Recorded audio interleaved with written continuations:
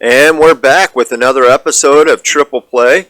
Again, thank you guys for checking us out and for continuing to support us. If you haven't already, make sure that you're hitting that subscribe button. We are everywhere now. So if you, whatever your favorite medium of getting podcasts are, YouTube, Rumble, Amazon, Spotify, Apple Podcasts, whatever it is, we are now on there. So make sure you're downloading, subscribing, liking. All that really helps us out. And if you've got family members and friends, make sure they're doing it. The more we get the message out, the more this will continue to help us grow along the way. So we look forward to making more content, having great interviews, and bringing good content your way, worthwhile for your 50 minutes to an hour of time. We want to give you top stuff. So that being said, thanks again. We're going to jump into today's headlines. We got our lineup today. Our lineup today starts with the passing of Frank Thomas. Do you know much about him, Scott? This is the older Frank Thomas we're talking about. This is. Yeah. The only thing I knew about Frank Thomas before is I heard that he was a guy that didn't play baseball right away. He became a priest and then eventually left the priesthood and then played baseball. That's it. That's all I know about him. Well, I'm going to give you a few facts. So he played with the Mets from 1962 to 64. Most people don't think that that's means a lot, but what that was their inaugural season. So he was with the Mets during their inaugural season, and that year he was an all-star. He was 5th in the MVP voting. He hit 30 home runs, and he actually had 3 seasons that he hit 30 home runs. Not bad. He ended up with a career of 282 home runs, played 16 years with 7 different teams, was an all-star several times, and top 5 in MVP voting at least 3 times. So definitely had a decent career during the 50s and 60s, and the Mets today mourn him, and our prayers go out to his family and friends. But what a great career. And just like us, faith is an important background or backbone to everything we do, whether it be sports, family, life. And it seems like Frank was in that same line of thought there. So yeah, at one point. Yeah. Hopefully he finished strong, right? Just changed jobs. Yep. Exactly. Well, next thing up on our lineup. This one is interesting because there's actually 2 of them. We kind of brought them up over a couple of episodes now, but they're not going away anytime soon. So you'll probably keep hearing them a little bit until they land somewhere. But that's Sean Payton and Harbaugh. Harbaugh we did land, so we won't have to keep bringing his name up. Yeah. It's confirmed now that he is staying with Michigan. He is not going anywhere. So I guess whatever penalties Michigan gets and he gets, they're just going to face together and move on. I guess that's good support from our president. No reason why not. I mean, he's been very, very successful at Michigan, so I get why they would want to stand behind him. And quite honestly, depending on your position of the COVID-19 rules, a lot of people are very sympathetic because it seems, as we talked on our previous episode, is something kind of really trivial in the life of NCAA, achievements and actually scandals. I mean, we've seen a lot more scandalous things over the years than somebody kind of watching some game tape on somebody when they weren't supposed to. You also have to understand that I would imagine that Jim made some pretty big promises to those family members of those kids. I mean, I would imagine that he went to a lot of those families' homes and said, I'm going to take care of your son. Like, I'm going to have eyes on him. Like, you can trust that he's in good hands. And, I think Jim probably values that more than some silly rule that was made up, during a certain period of time. Exactly. And on top of that, I think he seems very comfortable doing college over foot. I mean, I think he went up, he did the 49ers. It seems like he went to the Super Bowl and he said, you know what, I've gotten there, I've done that. I have nothing more to prove to myself. I'd rather go back to where I'm more comfortable, not where I have more achievements necessarily for notches on the belt for that kind of a legacy. So good for him. I mean, he seems like he's a guy that I would love to meet or interview sometime, just because he seems to be very much in my vein of thought. When I see different clips of him, he seems to be a conservative. He seems to have some great thoughts. I like the way he coaches football, so he'd be very interesting to have on. On the flip side of this equation, we got Sean Payton. Now we have him interviewing with the Texans. So, and that's interesting, and along the line, I've been watching more. It seems like there's a lot of coaching changes that may happen now that this first round of playoffs has occurred. So we're seeing, as of this morning, several offensive coaches taking leave or being let go. So, it seems like there's going to be maybe some more teams looking for a head coach. So Sean Payton, he did say he likes warm weather. Texas has warm weather. Yeah. I like Texans. I think that might be a good fit for him. That's not too far from New Orleans, right? I mean, it wouldn't be bad for his family and where he's already kind of established his life. Yeah. It'd be interesting to see how many of Sean Payton's, go-to guys are available. Right. To surround himself with. Right. But, well, the thing I think that's going to be is what is New Orleans going to require to give up the rights to Sean Payton? Because they still have the rights on him from his contract. So, whoever takes him up is going to have to give up a pick of some sort.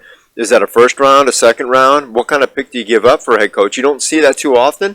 Last one I remember in my life was when the Rams went and got Fisher from the Tennessee Titans.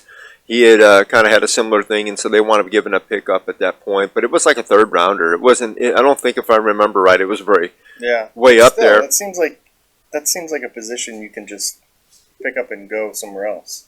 Yeah. Well, I mean, that's not the rules of I know of football, right? So fun league. Yeah. Well, we'll keep following Sean Payton along the way, and there's always interesting things there to discuss. This next thing I want to bring up is an interesting one. We have a St. Louisan who kind of said a new unique thing. So Jason Tatum, 51 points yesterday on Monday against the Charlotte Hornets. Yeah. And that 50 points is always a good game, and everybody's happy. Did you see his three? No. It was so not. He just got the ball nonchalantly, just threw it up, and it was beautiful. He was just clicking on all cylinders. Yeah. Well, that good for him. So that was his 50th game as a Celtic. What makes that significant is that now pushes him ahead of one of the guys I grew up with, Larry Bird. Larry Bird. Larry Did Bird play with 3-pointers later in his career? Larry was all three. I mean, he did everything, but he was known for the 3-pointers. No, I know, but was the 3-pointer a thing? Is what my question is. Yeah, I mean, he was. Are you sure? Oh yeah. Larry Bird was known for the 3-pointer. Okay. That was. Think of him. The way I would describe Larry Bird is like Steph Curry, but he could play inside the paint better. Yeah. Well, that's surprising that he only had 4 50-point games, right? Yeah, but back then it was. I mean, that team was built with like 4 or 5 guys who scored a lot. I mean, yeah, it wasn't just him. You had Kevin McHale. You had. I mean, there was at least 3 other. I mean, there was at least 3 of them on there because you kind of had for about 5 or 6 years you had the Celtics and the Lakers, right? Mm-hmm. And with Magic, you had James Worthy. You had Kareem Abdul-Jabbar. With Larry Bird, you had Kevin McHale, and I'm trying to think. There was a center there that was a really good center. For the life of me, my brain doesn't. Yeah, I can't think of his name right off the top of my head. But it was kind of like you had 3 and 3. Like you had these really just incredible players, and so they each would put up points. But I don't think back then you had guys hitting 50 points all the time. It was much more of a run and gun team sport. Yeah. Really, the time that you started seeing unique stuff like that is either prior to that, with like when you had single players like Dr. J, some of these unique players born, Pistol Pete. They were on good teams, but they were. I mean, they weren't built to. There wasn't 3 or 4 major stars on those teams. And then again, you see it pop up. with Michael Jordan, but that was because Jordan could control a game. Jordan, if he got motivated by somebody jarring with him, he would just kick it in that extra gear. We're going to be talking about him in a minute, but a lot of those guys before the game just pick out somebody that's watching the game and shoot around and like start beef with them, just so they get like motivated for the game. Well, I mean, it happens, but on the other hand, I don't know if you have followed Jason Tatum, but I've been following him for a little while, and obviously being from St. Louis, been very proud of him. He's done a great job. Seems to just carry himself well, be a great man and a great player. And congrats to him and the Celtics, 50-point plus games. That's a great career for most people, and he's still going. I mean, he's still in the prime of his career right now. So who knows how many he's going to wind up with? Did you ever see him in high school? I watched highlights. Yeah, when they would. I didn't see him play in high school, but I saw the highlights. He was a highlight machine. I went to the tournament one year. It was his senior year, I think, and you could just see the way he moved on the court. He was just so much better than ever. It was a joke.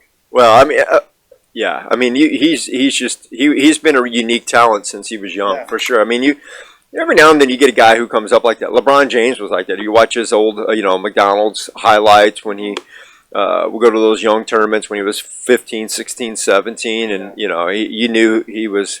Another guy like that was Kobe Bryant. I mean, that's why he was drafted so young at 19. Tatum was just so smooth. I can picture Jason Tatum jumping in high school and LeBron. And LeBron was like violent and strong, and Jason was like just. Well, LeBron James, and we'll get to him in a minute, but when I see him play, he is much more of a linebacker in a basketball sport. He's just a wide body player. Which is interesting because when we talk about him in a minute, I want to revisit this conversation. I want to kind of blend into it yet. I want to get to our next one real quick because we're getting into some fun stuff. This one is just kind of a feel-good thing for Bulls fans since we have Chicago fans that listen in, and I'm a Bulls fan. I've been a Bulls fan since growing up because we didn't have a basketball team in St. Louis. Closest team was Chicago. Michael Jordan was there. Grew up with the dynasty, watched him retire and come back. So that being said, Alonzo Ball looks like his recovery's coming along, and he's now thinking he'll be back before the end of the season. So that's good news for the Bulls, good news for Chicago. A healthy Alonzo Ball means a lot to that team. He's a big part of their success. So I hope he gets back sooner rather than later, as long as he's healthy and all the way back. I'd rather him not play if he's not all the way healthy because, I'd rather him heal well and then come back and be a top player. He can be a game changer when he wants to be. So he definitely deals with some more injuries for a guy his age, it seems like. But when he's on his game, he's as good as almost anybody out there at times. So we'll see how that all goes. All right, next one. This is an interesting one because Steve Kerr played with Jordan. And now he is praising Stephen Curry the other night as a modern Michael Jordan. Yeah. Well, what do you think he meant by that? I don't think it's the all-encompassing. Like, there's got to be something more specific he's referring to. Like the ability to take over a game. Well, he was just kind of putting it out there that he's been working with Curry for a while, and he thinks he's a modern MJ. So, I think they're completely two different games. If I had to compare, I'd go back and say just what I said earlier. If I had to compare Steph Curry to an older player, I would say his play reminds me much more of Larry Bird, except for Larry was a little more of an inside player at times. Yeah. So, but Curry's known for his three-point, his perimeter game, right? Yeah. And not necessarily an inside shooter. Well, that was... Can dish. He can pass the ball. Yeah, playmaker. I mean... I think that's what he means. I don't think he meant like he's MJ. Well, I hope not, because it's always funny, because you always hear that argument, too, and we'll talk about LeBron here next, but LeBron James is another guy brought up into this conversation all the time. That, is he, a lot of people, is he greater than MJ? And I'm like, no. No, you can just take a look at, it's kind of like when people look at and say, will there ever be another Albert Pujols in baseball? The answer to that question is no. Go look at his first 11 years. Name a great player today. Trout? Have you ever looked at Trout's numbers compared to Pujols' numbers? No.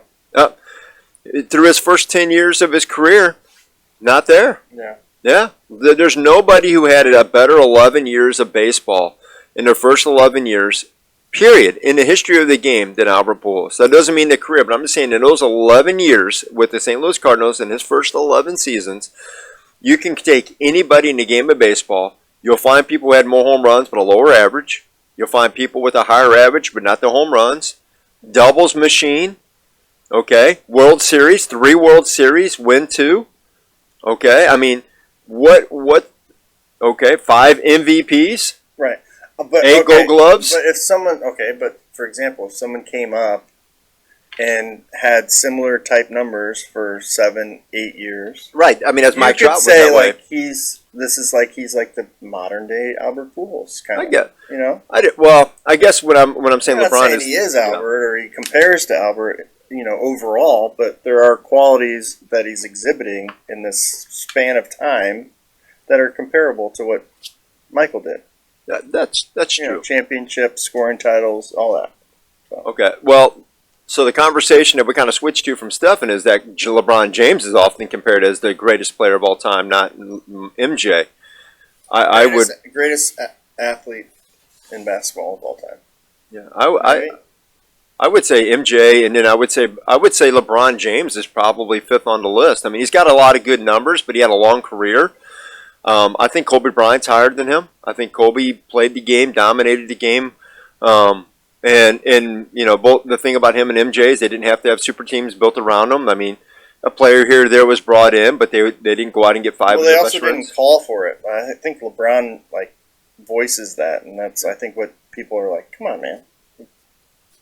Well, he actively recruited the first one, right? When he went to Miami. Yeah. So I go back and say, not that LeBron James is not a good player.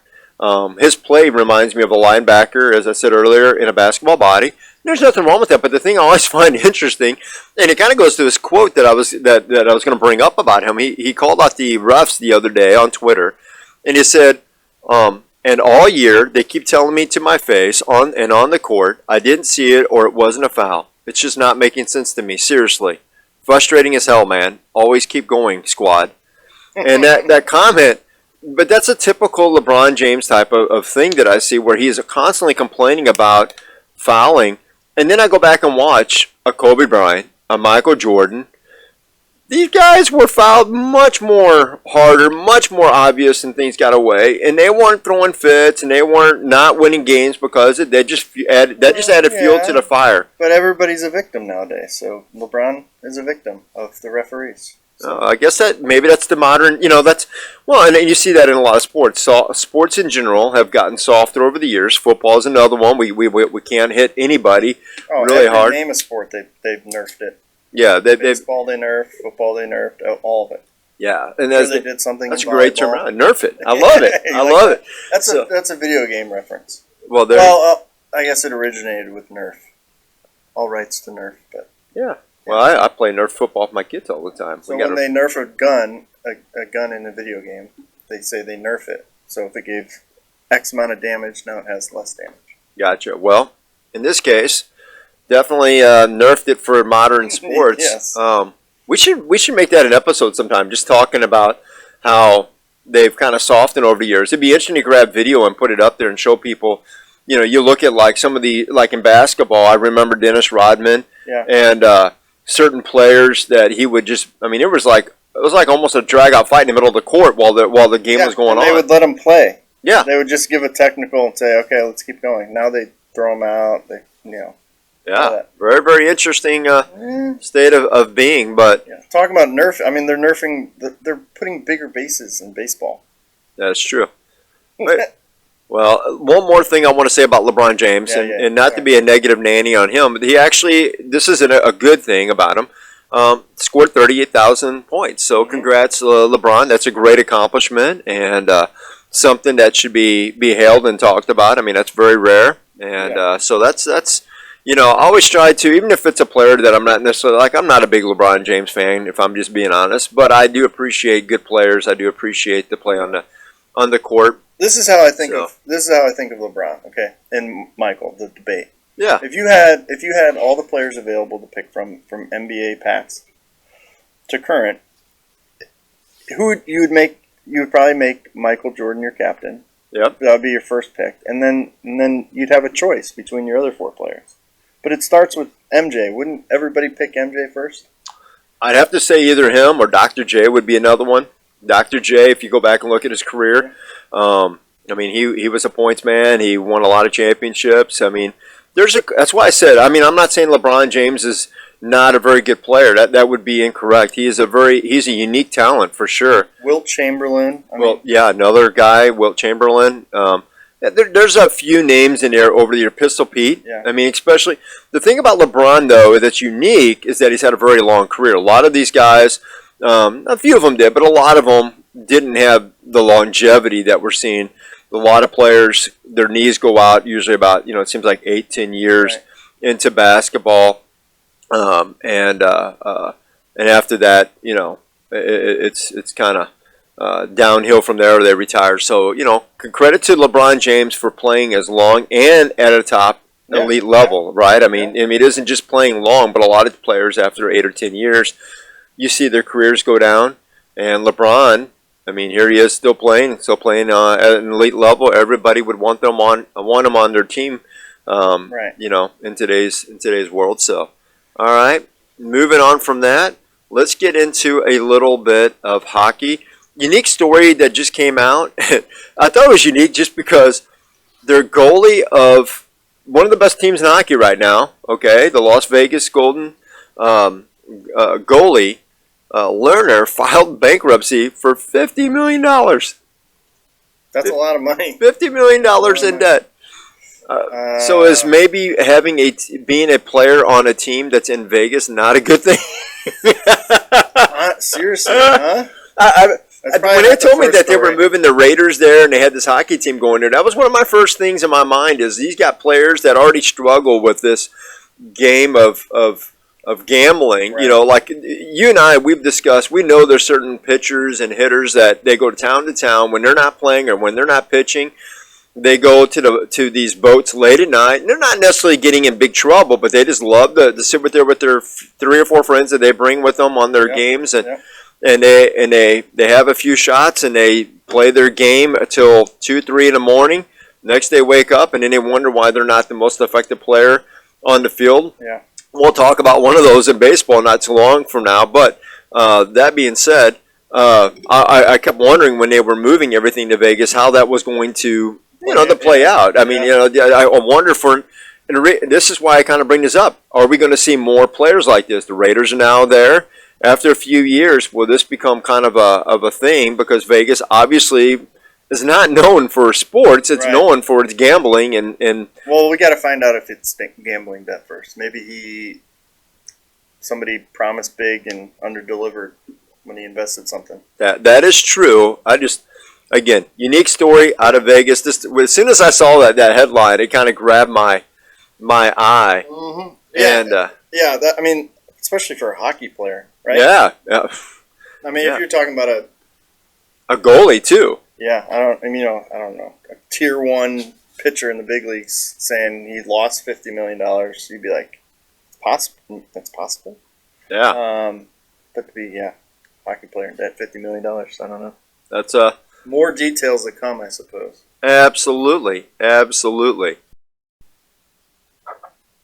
Hey, thank you guys for joining us again, and today we also again have Andy McCollum of the former St. Louis Ram with us today, and he is going to help us go through the first round of the playoffs. So last week we talked about some big games and some big players, Andy, and we appreciate you here. So let's jump right in if you got a moment, and let's go through these games. Were you watching them? Sure. Thanks, Josh. Thanks for having me on again. Yes, I've watched all of them. I missed the first half of the game last night, but I caught the end of it. It looked like most of what we predicted happened. Yeah, happened. But there were some good games in there. That Jacksonville game was really fun to watch. Wow, that was I was going to ask you about that. Big time comeback. Yeah. Yeah. So let's kind of go through these. So we have Dallas dominating Brady and Tampa. Did you expect that? Well, I picked them to win, but I did not expect the domination there. That was surprising. That was one of the best solid games that I've seen Dak have. How about you? I mean, he looked good. Yeah, he looked excellent. I did want to ask, have you heard anything about that guy who got hurt there at the end? You know what? I haven't heard anything today. I saw that from what I saw early this morning, I guess about mid-morning, I saw a little report that seemed like he was not going to need surgery. So that was the little clip I saw. So I don't know any more than that. So, but it did just say that it looked like he would not require surgery. So, well, that's probably a good sign. Yeah. I would say so, but. So, talking about that game, Brady, is this the final, or do you think he's going to retire? What do you think? Do you think he'll be back again next year?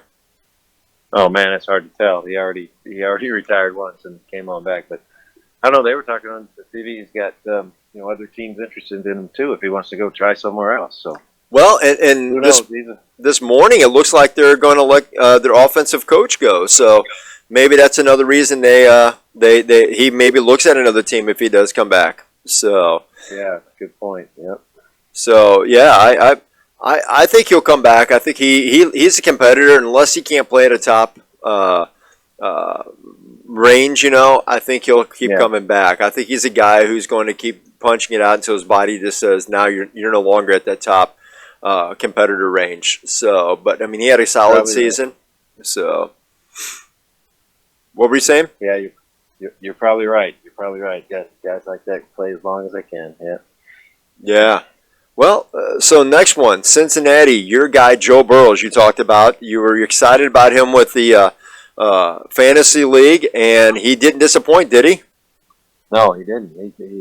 He looked really good. That is going to be, I think, one of the real exciting games to watch this weekend. That Buffalo versus Cincinnati.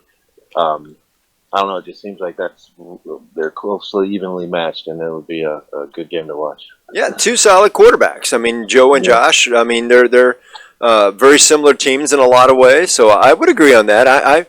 Joe Burrows didn't dominate this week, but he certainly he looked solid. And when you get into the Buffalo, well, we can go there too. I mean, they squeezed by Miami. Did you expect the rookie Skylar Thompson to have a game like that? No, I don't even know who that guy is.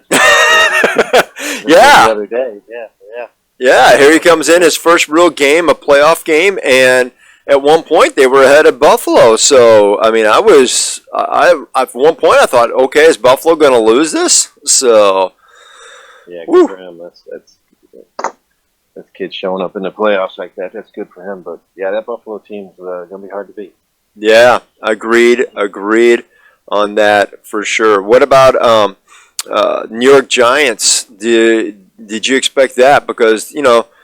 Daniel Jones, young quarterback, throws 301 yards, 2 touchdowns, and on top of that, Barkley, the running back, has 2 rushing touchdowns for 109 yards. I mean, we know he's good, but I mean that just seemed like they were clicking on all cylinders against Minnesota there. So yeah, I did not expect them to win that game. Absolutely not. Yeah. Yeah, that one shocked me, but again, I mean, so a couple teams that really surprised me this week. One of them was Dallas. The way they dominated, I keep wondering is this the year that Dak is finally going to go somewhere in the playoffs? You know what I'm saying? I mean, he looked comfortable last night. Brady and Tampa did not, and and that's very unusual because Brady's very playoff mentality. They had an experienced team, so. And then Joe Burrows does exactly what Joe Burrows does. So is this the guy who just continues to be the not necessarily flashy, but he just does what he does, and he gets to the Super Bowl. And then the Giants, again, another team that just seemed to click on all cylinders. If they play a game like that again, I could see them winning. I mean, that was one of the best games I've seen in a while for New York Giants. They just 2 touchdowns from the quarterback, 301 yards, 109 from your running back, two touchdowns. I mean, that's the kind of stuff that it makes it very, very dangerous on a team. Buffalo, I thought going into the playoffs, I thought they were going to be one of the big teams. After watching them squeeze by Miami, now I'm wondering, are they vulnerable? So, and then you brought it up earlier, Jacksonville against the Chargers. what do you think of Trevor Lawrence? Well, he looked great in that game. Well, he looked garbage in the beginning. Man, give him credit. Give that whole team credit for turning that thing around. I think I'd love to see them upset the Kansas City, but that's a tall order. So, going back to the other teams, you got to give credit to Dallas's defense there. They shut down Tampa Bay, especially in the first half. They shut them down the whole time, really. But another defense was the Bengals. The Bengals won that game with the defensive play. So I think the coaches have always said this. As long as I ever played, defense wins championships. So especially come playoff time, if these defenses can step up and make plays, it can change games. Absolutely, buddy. I would agree. Trevor Lawrence, I've liked him ever since college. It's been fun to watch him develop. I honestly did not have high expectations for Jacksonville. As I said last week, I thought the Chargers had a chance to take that game, and they did. Obviously, you saw that in the first part of the game, but Trevor, to his credit, really stepped up. I don't know if they go far this year, but it seems like this is a team that we really need to start paying attention to. I mean, he's obviously a leader, but what you just said to me on that game was he fixed his composure. He didn't get shook up to where he couldn't come back and win the game. That's the kind of player that wins big time down the road. So that's maturity, that's mentality. So and give credit to those coaches down there too for just having that culture in the program that they're not gonna, they're never out of it. So absolutely. What do you think of San Francisco? Now that's a very interesting team because they've gone through 3 quarterbacks this season, right? So the third stringer, Brock Purdy, is the quarterback. So, but they win. They beat Seattle. They didn't just beat Seattle; they dominated them. Did you watch that game at all? Yes, I did catch most of that game.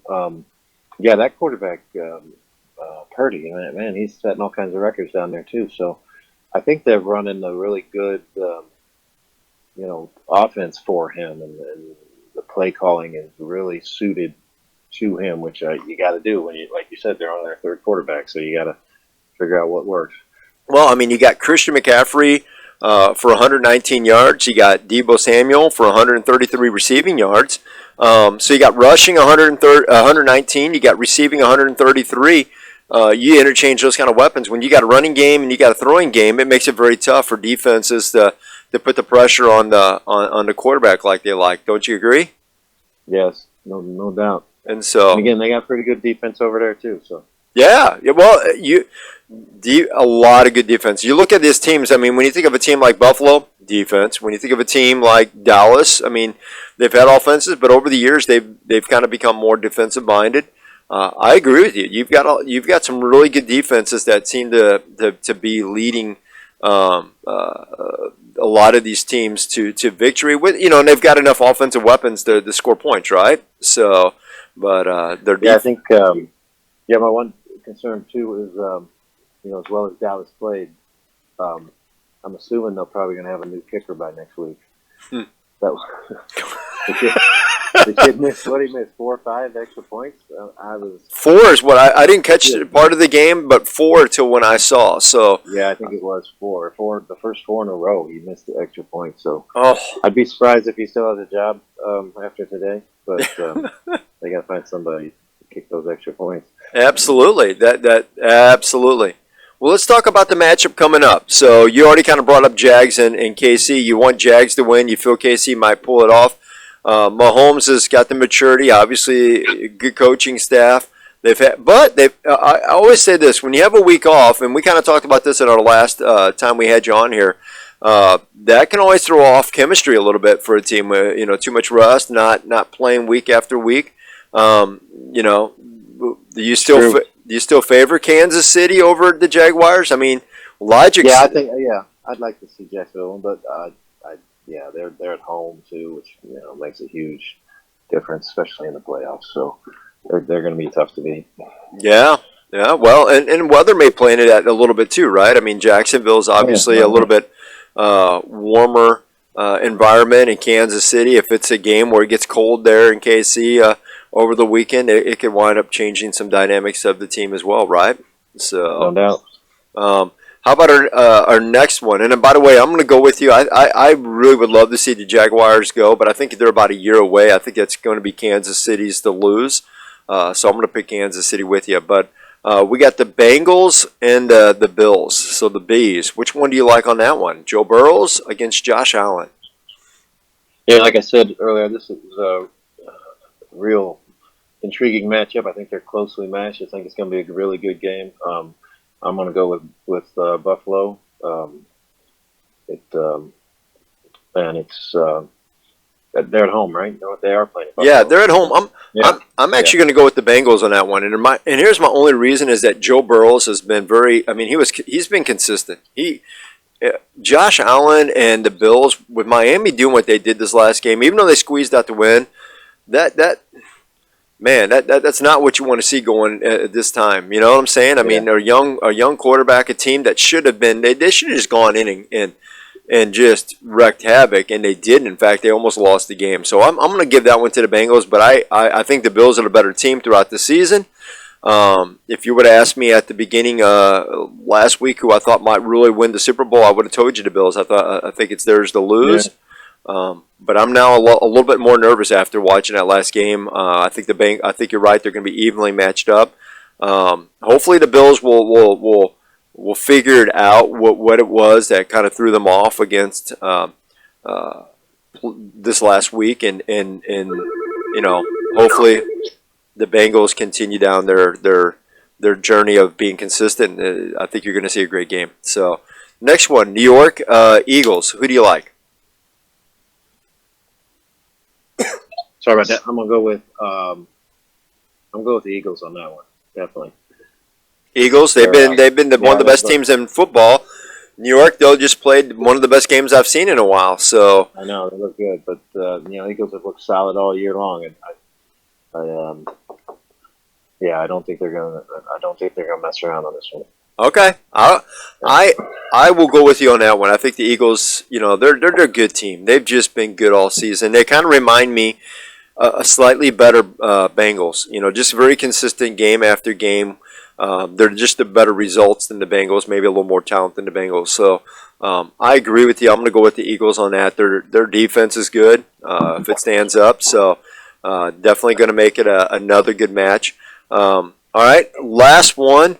49ers against the Cowboys. So what do you think on that one? I'm gonna go with the upset on that. Would take Dallas. I know they're the lower seed there, and but man, they look good the other night. Like I said, they need a kicker, but other than that, I think they're going to come in there and pull this one out. That's my pick. I actually am going to go with you there too, even though I think San Francisco has the weapons. Third quarterback, Brock Purdy. Maybe he'll prove me wrong, but I think Dak. This really just seems to be after watching a game. I'm now thinking the Cowboys really could make this to the Super Bowl. I think they're going to give, if they win that game, I think they're going to give the Eagles a hard time if they beat the Giants. I think that's going to be a really, really fun championship game there. So to see who goes. Oh, that would be, yeah. Yeah, I old rivalry there. Yeah. Yeah, well, exactly. I mean, you're talking two good teams. So we'll see how we fare next week.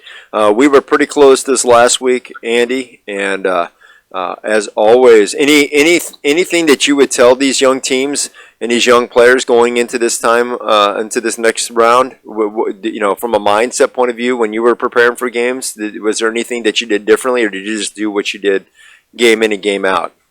Yeah, you got to keep with the process. You don't want to. It's a big game. It's a playoff game, and the farther you go, the bigger they get. But you just got to keep the same process as you did week 1, week 2. So don't let the game become bigger than what you're doing. Play every play, one play at a time. So. Yeah, just getting 1 yard at a time, right? One touchdown at a time. So, all right. Yeah. Well, hey, we appreciate you being on here. Again, if anybody wants to reach out to you and utilize your services now, they can reach you at Resource One. What's that number again? Our phone number here at the office is 636-458-1798, or you can check out our website, which is www.rs1a.com. Awesome. So you can see what we're about right there. So absolutely. And guys, if you're somebody, like I literally just sent him somebody yesterday who called me up and wanted to know about some life insurance. And I was wondering if it was a good quote. And I said, man, I don't know, but I can tell you who can help you out with that.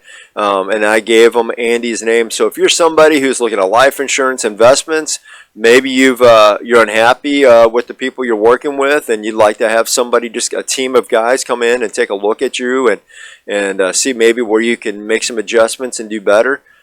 Give my man a call. Give his team a call. I know them personally because I use them personally, and I can tell you that they do what they say they do, and the results are good. So check them out.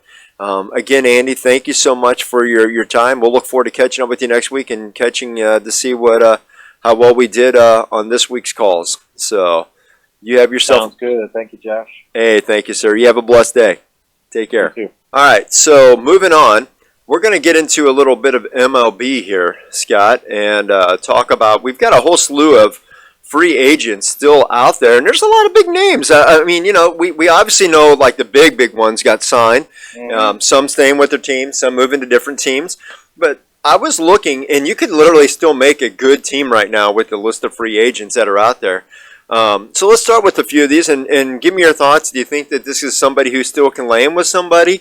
Is this somebody who, you think maybe it's time to ride off on a sunset?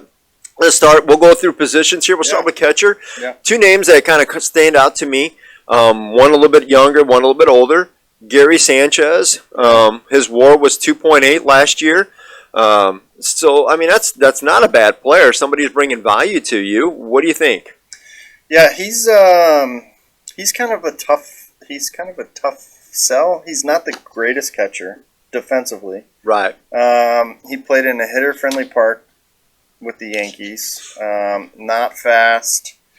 Yeah, but catchers aren't typically No, fast. no, Usually but went there defensively or offensive stuff, right? Right, but So- there are. I mean, I'm thinking of like a Kurt Suzuki. Like he's a good defensive catcher and also has a little bit of speed. He's not gonna like Gary has to hit like powerfully, Yeah. to be an effective team member. Yeah, but don't you think he could back somebody up? Maybe he's not a starter, but wouldn't you want him on your team as maybe a backup catcher? I mean, 30 years old. That's not too old for a catcher. No, I'm not saying he's overhill. I'm not saying he's not a good pickup. I'm just saying it's got to be a very specific need for a very specific team. Yeah. Okay. You're thinking like an American League team where you can throw him in DH a lot. But yeah, I that's a tough sell for an NL West team, I think. Okay. But there, he's been catching for a long time, so he provides a lot of intel that maybe like you said, back up a young. That's what I was thinking. He'd be a great backup. I mean, especially if you got a young catcher, like you're just not sure of, or if you've got a catcher who maybe's had some injuries over the last few years. This would be a great guy to kind of give a decent 1-year contract, come in, see what he can still maybe do at times and relieve your catcher. But also, if something were to happen, you got somebody you can be competent in, who can handle the game a little bit. So as you said, not necessarily the best defensive catcher, but he does bring something to the game. Yeah, I mean he's worked. I mean he's put in a lot of time into to make that name stick out. I mean that name sticks out to people when they see that he's unsigned.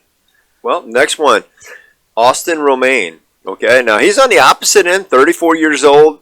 The last few years have not been good. He's a negative 1.5 in WAR. Mm-hmm. But, I mean, he's had some great years. Is this a guy, again, who I think back up? I mean, that's what I was thinking when I see that is, yeah, negative 1.5, maybe the knees aren't quite there for an everyday catcher. But, I mean, Austin Romaine, at one point he was an elite catcher in the league at one point. He was pretty good. Well, I think that's going to be. I think a WAR carries a lot of weight, so I think a guy like Austin Romine that's still out there, he's going to have to let all the other catchers that have better WAR sign first. I think. Gotcha. Yeah. I mean, I I was a little shocked that I didn't realize his WAR was so bad. But I mean, maybe I don't know. I didn't follow him a lot last year, so I don't know if maybe he was injured. But all that said, I just that's a name that definitely at one point carried a lot of weight in this league. There was a lot of teams that wanted a guy like that for a long time, and now here he is, unsigned, bottom of the list. Yeah. Maybe it's also time to hang up the cleats, at 34, and I mean, you've been a catcher for a while. Yeah, so. Last year he had 51 games, 129 at-bats. He batted 155 with 3 home runs. There you go. Well, you got to bat more than 155, man. You can bring up young guys who can do that. Yeah, you do. Or you better be the best defensive catcher ever known to man. So, all right. So, let's go to first baseman. How about I don't know how to say his name very well. I'm gonna let you say it. Yuli Gurriel. Yes, thank you. I will butcher that name. I want to hear you try it. No. Give it a try. But he's worth a 2.3 WAR. And it's a name that's been around a long time. First baseman, solid guy. He's 39, so he's not going to, again, this is a guy, I wouldn't want my everyday first baseman, but this is a guy who you bring in kind of like the Cardinals did with Albert last year, who is a, presence on the bench, plays first every now and then and DHs, and, brings maybe a bat on to a guy who can, he can hit at times. Oh, so. He can hit. That guy can hit. Let's see. Last year, it's good. I don't know. He's a good pickup. I think he's a good pickup. I think he signed late, too. I think he came over late, so I think he's still got a couple of years. Kind of reminds me of like a Juan Uribe. Kind of, it can give you the last couple of good years, last leg of his career. Can, pop out a couple good years for someone. Yeah. How about Jesus? So Jesus Aguilar. Yeah, 33. He's still pretty young, pretty worth 1 WAR. I mean, again, he's a positive. Is this somebody who you bring in to kind of back up somebody? I think of somebody like him, like Chicago Cubs, where you got Eric Hosmer at first, but a guy like that could spell him at times, and maybe if Hosmer goes through a cold spell, you bring in somebody like that to mix it up a little bit. I mean, absolutely, yeah. I think you nailed it by having a guy that can hit against lefties. That'd be big. Yeah. I think he would be definitely a positive presence. All right, now on the other side, we got to get into some second baseman here. This one is really surprising me that he's still out there. Josh Harrison. Josh Harrison, 34, worth 3.7 WAR. That's not bad. I didn't realize he was unsigned still. Yeah, that's crazy.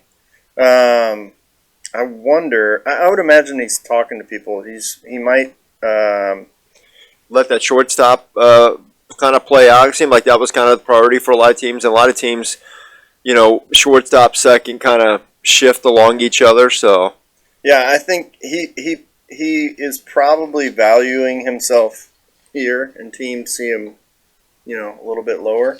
But he's put his time in. He's had a lot of at bats. People know what they're getting with him. Can play more than just second base. He can be third, short, second. So outfield, good pickup. Yeah, really good pickup. I look at him as at 34 years old, a great complimentary piece to your team. Can be an everyday starter, can be somebody that rotates, as you said, around your club. And from what I understand, I've never heard anything bad about him. I mean, it seems like he's a good clubhouse presence too. He seems like a guy who wants to win. Yeah. So he can be a little bit over energizing, kind of a little bit draining, but you want that on the field. I don't know what he's like in the clubhouse. Okay. I'd imagine he's a little bit like, hey, dude, settle calm down a little bit. Bring it down a little level. How about our next guy? So who's that? Do you want to take a crack at it? Oh, it's Cesar. Cesar Hernandez. All right. Yeah, Cesar. I played against Cesar. He surprised me for how long he's been playing, but based on how he did, how he's been doing. Yeah, I mean, he's a 2.1 WAR, so I mean, obviously brings wins to a team. Again, he's probably not the name that Harrison is. Like I look at, there's a big step between him and Harrison, and yet and what you're getting. He's a couple years younger, though. I'm just surprised that somebody hasn't picked him up. He's another one that, I can't imagine, unless he's overpricing himself, that you're talking about a guy you're going to pay big money to, but that you. I mean, again, I'm going to be honest with you. I never look at second baseman as a premium position. Okay, I guess growing up as a Cardinal fan, it just seems like that was a place where the Cardinals never invested a lot of money. They always seemed to get 1 or 2 year deals, and it never seemed to be a problem because there always seemed to be some guy who was a perennial shortstop, second baseman who could come in and do okay, and he didn't have to spend big money on a second baseman. The last big money second baseman that I think of is Ryan Sandberg. Yeah. So I mean, I just don't. I think you're right. Second base. I just, when second base is not shored up, it's very noticeable. Balls squirt through the right side a lot. It takes longer for second, double plays to happen. You don't, maybe you're in and out of an inning that you shouldn't be in. So second base is not the most important, but it's noticeable if you have a bad second baseman. Well, I guess my point of that, though, it seems like the Cardinals always seem to find. I mean, it seems like there's always a plethora of second basemen out there and young guys you can bring up who are adequate on the fielding and will give you a little bit of a bat, So I think defensively it's important enough that if defensively the person's good enough, they can give a little bit with the offense. I think it's a defensive importance. Well, but also I guess it just depends. Like if you've got a good first, third baseman, so they can play over. I mean, I think of teams not like anymore. I mean, shift. Even before the shift, though. I mean, you had like Scott Rowland would play further over into shortstop territory, which allowed short to kind of drift a little bit towards second. I mean, it wasn't huge amounts, but just a little bit over here, a few steps here. Right. Albert would squeeze over from first, and that's why you got Skip Schumacher at second base at one point, and Matt Carpenter. You saw that also with the Rangers. I mean, they had a really good first and third baseman. You saw that with the Yankees at one point. I mean, I go back and say, if you've got a good first and third baseman, that seems like one of those positions where you can kind of give a little bit along the way. But, anyways, some names on there. We'll move on here. Let's talk about shortstops because there's some bigger names on shortstop that are available. Mm-hmm. Elvis Andrus. Yeah. What about that guy? I mean, 5.1 WAR. I mean, that's pretty good. Very good. Very good. Well, just to back up on the last one, Cesar Hernandez. Backing up a little bit. I think you have to remember that there are teams have way more information on players than we do. Right. They look at their totality of matchups, when they played, how they were used. And so when you're going to look for maybe somebody that's going to play second base every day, you might have some questions based on how they're used with the previous team.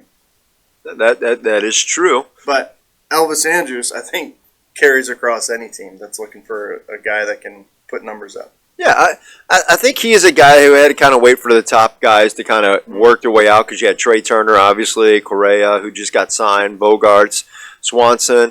They were the bigger names out there. Mm-hmm.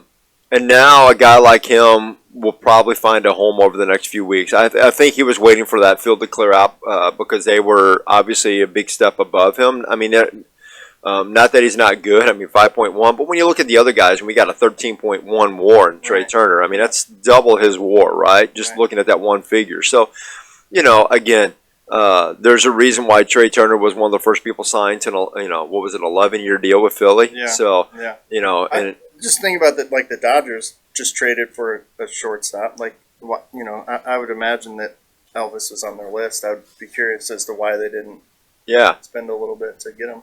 Well, there's still a lot of teams that he might wind up with. I mean, I don't think the Braves have settled that position now that Swanson's gone. I think there's several teams that, could look at a guy like that to come in and, solid. He's good defensively. Yeah. He's not the offensive like a Trey Turner, but I mean he's definitely not some young guy who doesn't know how to hit. I mean he's a solid. He's a vet. Yeah, he's what you call a veteran. Yeah. I mean but he's a solid. I mean even at 34 years old, he's still putting numbers up that are solid. I mean I would be very happy if my team picked him up. I would not look at that as a bad signing as long as they didn't overpay for him. Yeah, so I agree. And then the guy right behind him was really just a little in that same thing. Yeah. And Jose. So Jose. Galasius. Yeah, he gets on base. Mm-hmm. He's not going to wow you with his RBIs, his home runs. No, he's a defensive glove that gets on base, right? He's your prototypical like leadoff young. He's not young anymore, but leadoff guy who's going to get on base and he's going to be a defensive shortstop. If you've got an offensive team and you're trying to cut some corners on payroll, a guy like him makes sense. A team like maybe even like the Pirates or the Reds. There's a lot of teams out there that would use a guy like that if they've got enough bats in the lineup that would just want good defense at shortstop because that's what he is. He's good defense and he's very good defense, and he's a good hitter. Yeah, he gets on base. Yeah, he just doesn't have power. Yeah. I mean, and as we know through the years, getting on base is almost more important than having power, especially if you've got a couple guys in the lineup with power. You don't need everybody with power. You want guys to get on base so those guys can be driven home. And even I mean, looking at his doubles, I'd say he averages about 25, 30 doubles a year. Yeah, not bad for your shortstop, a little right? Bit of power. I mean, even if there's yeah, a little short. They're getting out to the outfield and kind of getting between the infield and outfield down the lines. Yeah, he knows how to use both lines. So. Well, the last one is kind of a guy on a shortstop. His WAR is a negative 1.1, but that's because of injuries. But he has a name. And I think that he's one of those guys that I could see a fresh change with a fresh team. Yankees, playing for the Yankees for that long and getting beat up that way really does something to the psyche. I mean, we've seen more than one player leave the Yankees, and it's Didi. If Didi leaves the Yankees and winds up somewhere else, is this a guy? I mean, he's only 33. Yeah. He's still good defensive shortstop. It was his offensive numbers that just really fell off a cliff. But my question is a guy like that go to somewhere where there's a lot less pressure and do very, very well? I think of someone like that maybe getting a fresh start with like Tampa or Miami with a younger team that gives you a little of energy, gives you just kind of a breath. You're not competing in and day out, but somewhere where he can kind of rejuvenate. Yeah, I think you're probably onto that. He was a good defensive shortstop. He just wasn't quite the bat that the Yankees expected of him. Well, yeah, I think he wasn't. I don't think he is the bat that he brought to the Yankees for. I mean, obviously he was for 3 or 4 years, but I think you got to look about early Arizona and late Philly about what you're going to be getting. 210, 230, 10 to 20. Yeah, again, maybe he gets a little bit better if he's in a comfortable position. I think he's a decent shortstop. He's not somebody I would go out and spend lots of money on, but I could see a guy like that kind of reestablishing his career on a 1-year, $1 million deal with like Miami or something like that. Be a backup, give him a little bit of chance to get some breaks and see what he can do to revive his career. Maybe he's an everyday starter for a team like that, but I just think like a team like Miami or like Tampa or maybe even like Arizona, somewhere where the pressure isn't strong. Maybe they compete, but even if they don't, it gives them a chance to kind of just catch a fresh breath and little landing pad for them. Yeah, I mean, again, Yankees, even Philly. I mean, those are some pretty brutal towns to play in. If you start struggling, their fans are relentless and they let you know it, and there's no grace there. So. Yeah, he might even be a guy that you just pick up and with the thought that you're just going to use him as trade bait. Yeah, at the trade deadline. You hope he does well, and then you can get something in return. Yeah, for the long haul. All right, so third baseman. There's still some third basemen out there. Most of these are more names. It seems like there's a whole slew of them that kind of had off years the last year or two. Mm-hmm. So we got Solano, we got Anderson, and Duffy. They're almost all right with each other. They're all, I mean, you got a 35, 30, 32-year-old, 1.8 WAR, 1.6 WAR, and 0.8 WAR, so like just under 1. Yeah. So those guys are all kind of right together. They're all plus. They've all had good years in the past. Good defense. Good defense, but they're all kind of. It looks like they all kind of had off years the last year or two. Yeah. Do you take a shot at one of these guys as a DH backup first baseman? I would take a shot on Brian Anderson just flat out playing every day. I think he's really good at defense. I haven't seen his last couple of years, but he can hit. He's a good hitter. Well, I mean, he's 30, so he's still young too. Yeah, I think if you get him with the right hitting coach, the right people around him, I think he can. He's a big confidence guy, so I think his confidence has been down the last little while. But if you can get someone in there to spark it back up, I think he's gonna be heading above the two other guys that are above him. On this Yeah, list. well, I mean, you look at a guy like even Longoria, who's already signed with Arizona, right, on a one-year deal. Why not give this guy a shot like that? I mean, they're not far apart from each other, and he's much younger. He's 30 versus 37. I mean, I agree. I think there is a price tag that are given teams a pause. Because he did produce for 6 years. It wasn't like elite level, but it's worth mentioning that he's due a little bit of money. Yeah, well, again, I mean, I look at a guy like that as if I've got a young first baseman coming up through the ranks that I just want to give a little bit of assurance to, and I have a DH guy. Maybe he's a guy who swings between those two positions. He can play first base as the young guy is developing, and move to DH on days where he's not. Kind of. I look at the Cardinals did that a little bit last year. They had Dickerson and Pujols who split a DH, and then Pujols would relieve Goldie at first, especially on double headers and things like that. Yeah. And so why not a guy Pujols was 41. This guy's 30 years old. I have to imagine, and I agree with you. He has a bat. He can rake at times, and it just seems like something's off. Is it a head thing? Is it a coachable thing? Yeah, I think it is. The talent's there, the work ethic's there. I think there's just something, a little spark missing. But I lost my train of thought. Okay, well, let's move on to left fielders. There's a whole slew of those and a few names that really, really stand out. So let's start with Adam Duvall. We're 3.6 WAR. And then right underneath him, you got David Peralta, worth 3.4, 33 and 35. Two good names, two good guys who have hit in the past years. Peralta, obviously a little more injury prone at times. But, I mean, those guys still relatively young, 33 and 35. I don't know of anything that would keep me from not signing them. I mean, I just look at those names and especially if I was a team that maybe had, I look at a team like the Cardinals who have a whole bunch of young guys. They've all had one good year. Yeah. And many teams could be that way. You got a whole slew of them that are bringing up the young guys in the outfield.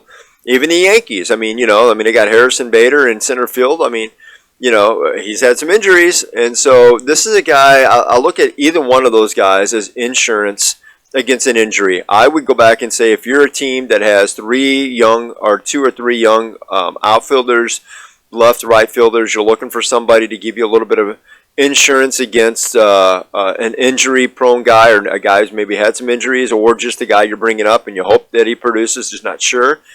Fourth outfielder that could convert to an everyday outfielder very, very quickly. Yeah. So. I think.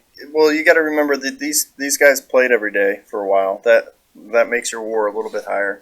But I think teams are gonna have to decide if I bring Adam Duvall and make him a backup, make him a fill-in guy, make him a whatever it is he going to perform like the guy that gets to play every day?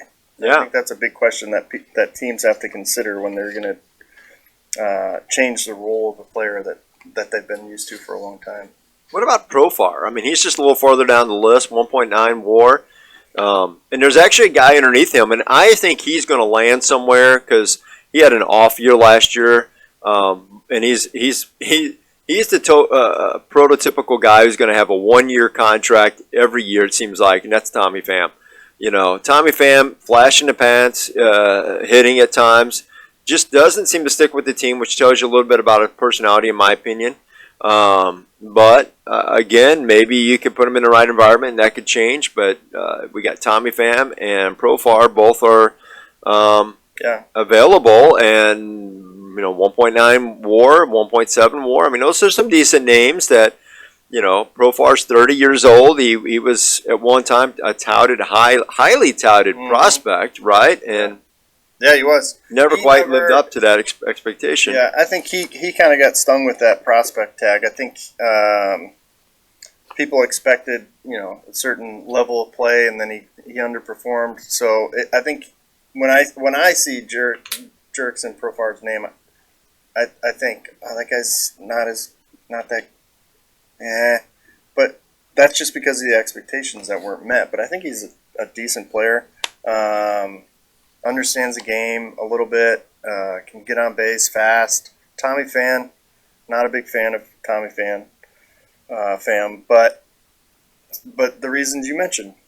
He's not a. This doesn't seem like he's a good clubhouse presence. From what you see, he's a year-to-year guy. It seems like everywhere he goes, he stays a year or two, and he's a journeyman. Yeah. But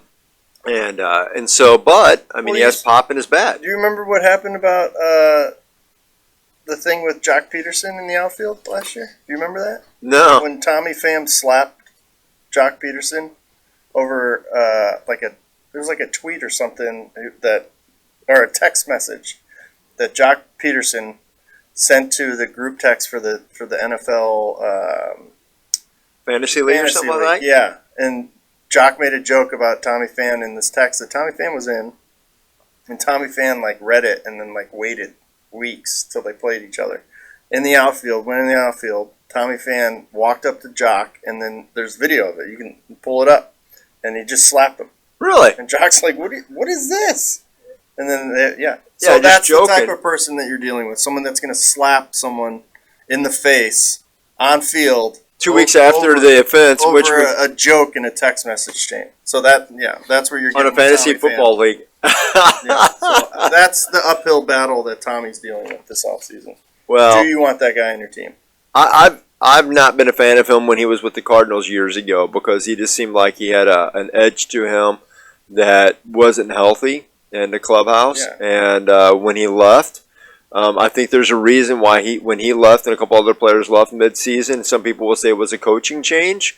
I don't know if it was coaching as much as some of the guys who were thought to be leaders in the clubhouse weren't leaders; they were cancer. So, I've not been high on him either. In fact, I would say the guy underneath him, who the Cardinals had last year, Corey Dickerson, who's signed right now, but Corey is right underneath the list in WAR, who was a free agent this year. Yeah. I would have taken over him. Yeah, quite honestly. Corey has more upside.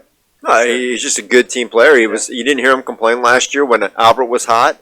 He said, he was fine with Albert taking the hot hand and playing when he needed to step in. He never complained and did his job well. And a good player when you see their stats and they're good and they're not making noise, like saying I need more playing time. Well, that's the huge when you think of Corey. When I see Corey's name, I think thankful, grateful, appreciative. When I see Tommy Pham's name, I think he feels like he's undervalued.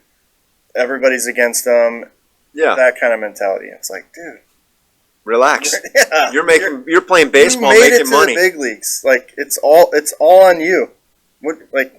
Enjoy where you're at. Yeah. and become a winner. Hone your craft and work on that.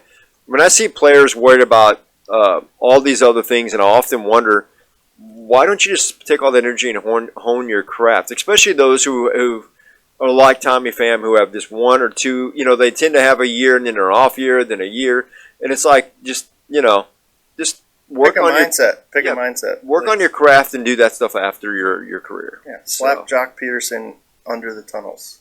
Well, I'm joking. Again, why wouldn't you have just called him up and been like, dude, I didn't really appreciate that, and could you just chill next time? Really? I just that seems very immature to me. I did not know about that, but I would say that seems very immature. Look it up. I will. Tommy Pham slaps Jock Peterson. I will. I'm gonna look it up. Maybe you can put it on here. Oh, we'll see. How about center fielders? We've got a few center fielder names that are still out there. Mm-hmm. A lot of them are up there in age, except for one, and that's Delano DeShields. Yep. So 29, worth a little bit of WAR. But most of these guys we're looking at are still up there in age, but they're unsigned. So we've got Herrera, we've got Kane, we've got Pillar, we've got Bradley Jr., and as we said, DeShields. of those guys, center fielder, most of those guys still haven't lost much step in center fielder, so I'd be very comfortable with almost any of those names roaming my center field. Both of them, all those guys are fast. I don't think I'm looking at these names, and none of these names I have to imagine would want a big contract or a fancy contract. Seems like they've all, in the past year or two, have signed more like 1-year deals or 2-year deals at slightly less, you know. Yeah, definitely Odubel is top of that list. Kane, old injuries. Might be a good DH, a good, clubhouse guy. Yeah, fourth outfield. I just look at guys like everyone on this list reminds me of somebody who's an insurance policy. Yeah, they can play every day. They're not young for the most part. They're except for the Shields, but the Shields was never going to live up on the bat side of things. He's just a really fast guy. Mm-hmm. He gets on base, and is fast in the outfield. But the other guys have a little bit of pop in their bat. I look at every one of these names, and all I can think of is they would be the quintessential guy to kind of have as a swing man between fourth, fifth outfielder and maybe DH. Yeah. So insurance policy. I hope Jackie Bradley Jr. has a bounce back year. I like him. Yeah, I like him a lot. That would be awesome. He was kind of, I think he dealt with some injuries last year, so that might be why. Yeah, pretty good player for 5-6 years. Yeah. Just the last couple of years. But the last couple of years have been unique too, right? I mean, we went through a whole bunch of weird stuff, and so, maybe that play. I wonder sometimes with this COVID stuff how much of that might have played with players' heads. So, maybe that 1 year. I'll give him that 1 year. But the next year was normal. A little late spring training, but. Yeah, but he still had stuff going around, and people. You did have protocols and. Yeah, well, and you had family life going on. Kids still dealing with masks at school and things like that. Depending where your family was located, different cities. It was a big distraction. That's my point. Yeah. It was a distraction, and does that play into, to maybe the mindset of him? I'm not saying yes or no, but you kind of look all the way up until that point, and he's a pretty good hitter. And in the last, as you said, a couple of years kind of fell off. Is that maybe because of that? And he's also another guy.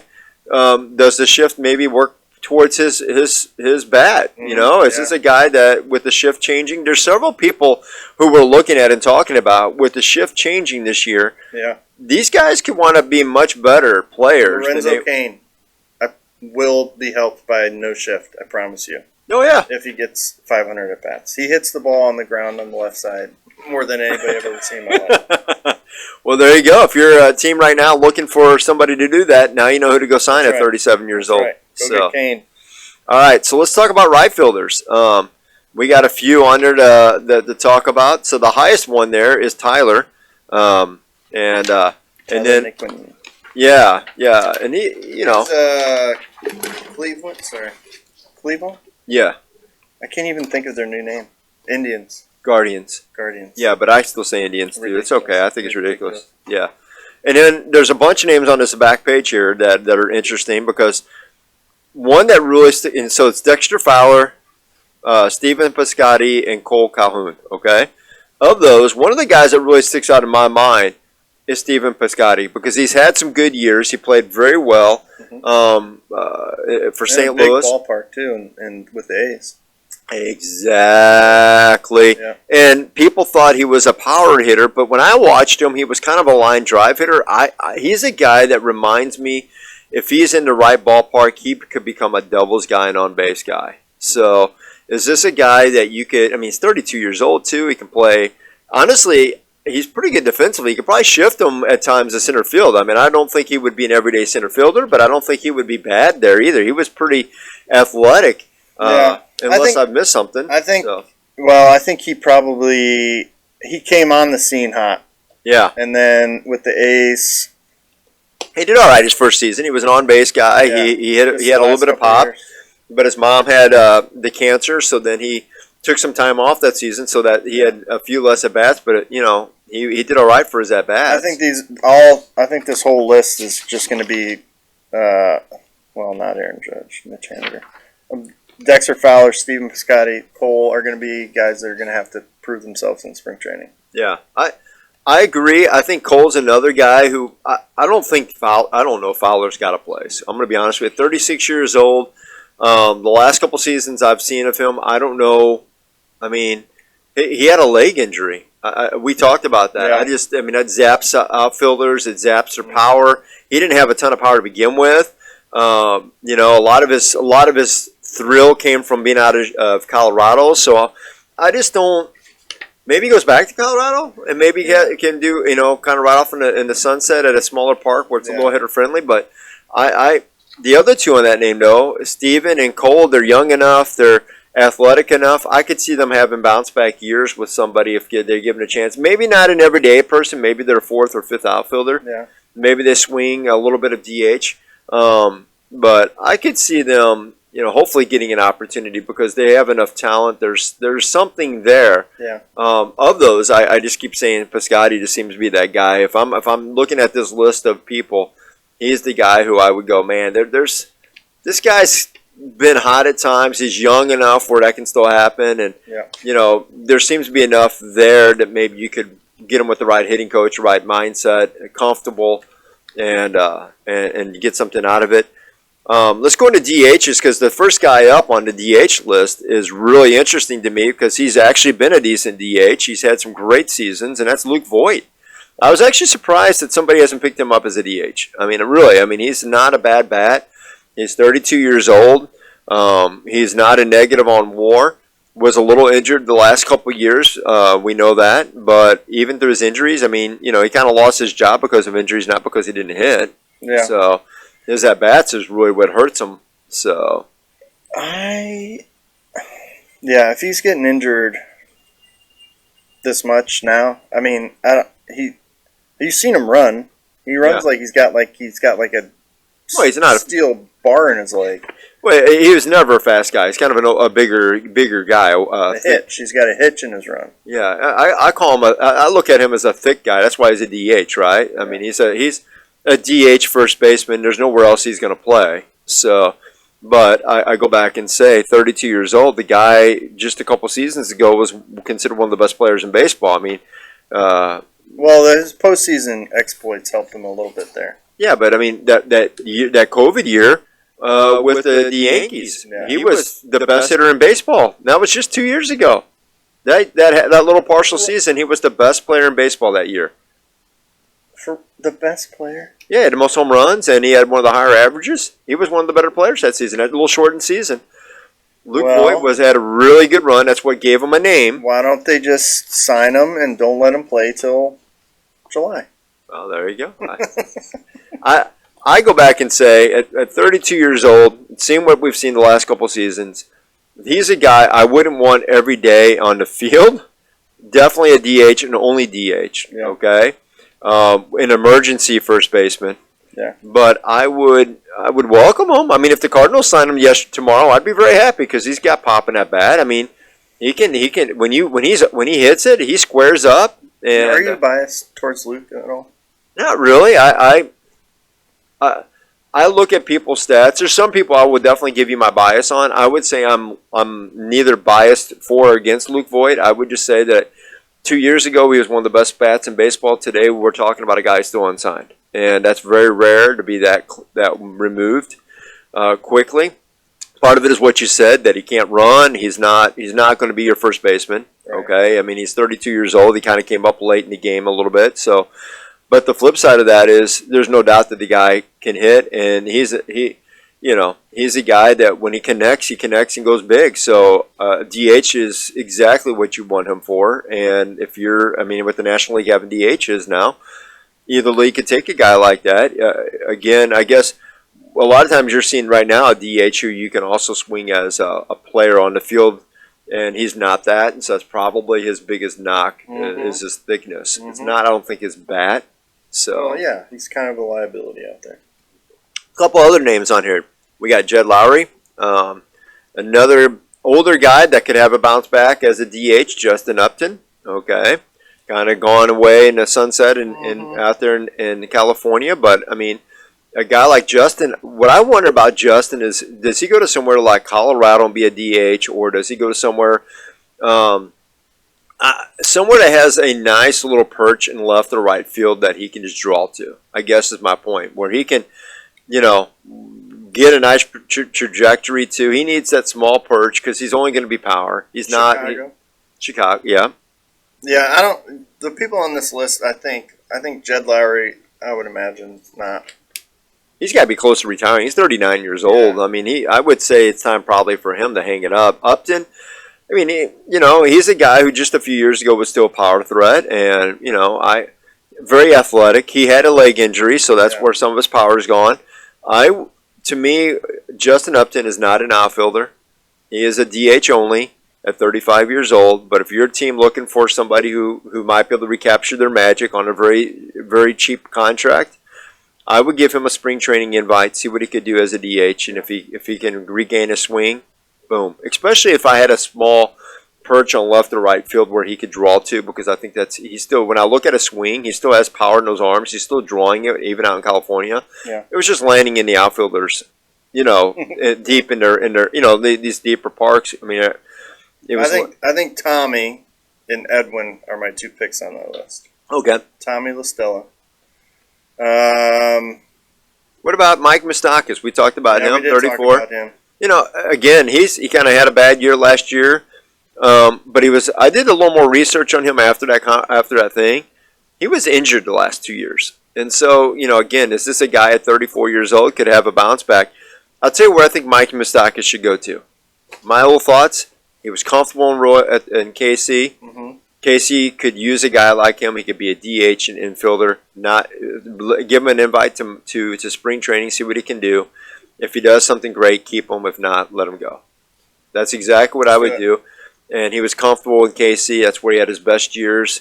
Seems like that would be a good place for him to at least, if you're going to try at this point in your career to come back, that seems like a good place as any to do. Yeah, well, and again, you already got a fan base that's going to be pro for you because they have good memories of you. Kind of like when Albert came back here. A lot of people thought Albert was out. Even the first part of the season seemed like he was out, but fans mean something, and that energy behind those memories mean something, and maybe Moustakas can capture some magic in the bottle type, lightning in a bottle that happens with that combination. Yep. All right, moving on. Starting pitchers. We got a few starting pitchers on this list. A couple that it's funny because they're right. Like you see, sign, and then there's like two names, and then sign, and these two names stick out very, very much. Both of them worth 2.6, 3.1 WAR, right? One we've brought up several times. Zach Greinke still not signed. The other one we've talked about a few times too. Best pitcher on the Red Sox last year, Michael Wacha, actually did fairly well for Tampa the year before as a reliever and then /starter. So we've got a couple years with Michael Wacha, who's 31 years old. We've got Zach Greinke, 200 plus innings, solid ERA. Neither one is signed right now. You could start it. They'll get signed. Okay. Mike Minor will get signed. Okay, and Bauer, I imagine somebody's going to land him for $720,000. I don't think they would pay him big money, but I think he lands somewhere. It'll be somewhere where they can take that kind of thing. I said before, I think Mets might be a good place for him because they might. This is my thinking. Go ahead with the Mets thing. Sorry. Well, I was just going to say because he's really trying to win. And he's in a win now mode right now. If you look at his signings and what he's doing, he's bought the team. He's trying to sign a lot of players, $720,000, high talent. He doesn't seem to be caring as much about character, from what I can tell. Just about trying to get top athletes to come to New York to play. So putting on a show. That's his job, right? Win. Put on a show. I think this is my prediction. What happens with Trevor? You want to hear it? Yeah, go ahead. He gets signed, but he gets signed after spring training. Just as a way to deflect news, the season's starting, opening days, blah, blah, blah. Some time goes on. Oh, we're going to pick up Trevor Bauer. We've been watching him for a couple weeks. We've heard, we've heard his side of the story. We're going to take a crack at him. Yeah. That's what I think happens. I don't think MLB wants the story that he gets signed during spring training to be a thing. Yeah. Or maybe they do. They like ratings. Maybe they do. I don't know. That's my prediction. Well, there you go. So we also got Joe Ross. We got Michael Pineda. We got Chris Archer. Some of those names are fairly, Archer, Yeah. not great last year, but I mean he kind of had a bounce back year after going back to Tampa at one point. So um, Yeah. These are all of the guys that are fifth. Like Dallas Keuchel. yeah, I mean Keuchel's another one. I don't know if he'll land somewhere. He had a couple chances last year and never really took hold of it. I think he's going to be a guy who's got to be in minor, probably going to get a spring training invite with an understanding, kind of like Matt Carpenter did, where he went to the minor leagues for AAA for a little while. I don't see Keuchel making the team unless he just has a great spring. Yeah. I'd put Chad there as well, cool. But I would say an interesting one on this list is Carlos Martinez. I mean, he's a guy who's still young, 31 years old. The Cardinals let go a few years ago. He signed with San Francisco. He's young in years. I don't He's know. young in years. Young. Yeah. Body and mind young. I don't know how fresh he keeps his. Well, he's been playing down. I've been following him on social media. He's still playing right now, so he's playing down in the Dominican League. I go back and say, is he somebody who can regain his form? Because at one point he was an elite pitcher. I think the team that signs him, we talked about those players that like to go to the boat late at night and chill out, not necessarily getting in big trouble, but just kind of doing their thing. He tends to be one of those guys from what I've seen over the years. So maybe if the team gets him, they kind of give him somebody who's kind of over him or responsible or buddy with him to kind of keep him out of. Carlos didn't know that St. Louis is a small big city. Yeah, well, people see people around town. That's true, but really, I kept getting pictures from my friends who were all over the place. That's what I mean. Yeah, I started getting pictures friends who would be going up to see the Cardinals play Milwaukee, and he'd be in the casinos at 2:00 in the morning, and supposed to be playing the next day. Yeah, well, he probably did. He probably played. But I mean, he could also be a closer. He's been a closer at times, and an effective closer. So Michael Pineda's got a good arm. I think all these guys are gonna. That's what I was gonna say earlier. Is I think these guys are fifth starters competing for that fifth spot. Yeah, maybe a team they're all gonna go somewhere in spring, and then they're gonna duke it out. Duke it out. Yeah. Well, and there's somebody who's not on this list, but I brought up before, who has said he should be on this list, and that's Cole Hamels. Yeah. I mean, 39 years old, a couple years removed from playing. The rest of his arm healed up, says that he's good to go. I have a feeling he's going to be the same way. So put him on that list of spring training invites, see what you can do. If you do well, you'll duke it out for a fifth spot. And if you do real well, we'll move you up the list. Yep. So how about relief pitchers? Still some decent names on that list. Yeah. So anybody stand out to you on the list a little more? Let's see. Garrett Richards. Great arm. Yeah. David Phelps too. Yeah, Phelps. He's a thinking pitcher, so I think you're gonna get what he's been putting up the last few years. I think. But Garrett Richards, I think, is strong. Andrew Chafin, lefty, looks like he has good WAR. Yeah. I faced Andrew a few times when he was at Arizona. He's got a really good fastball. He's a competitor.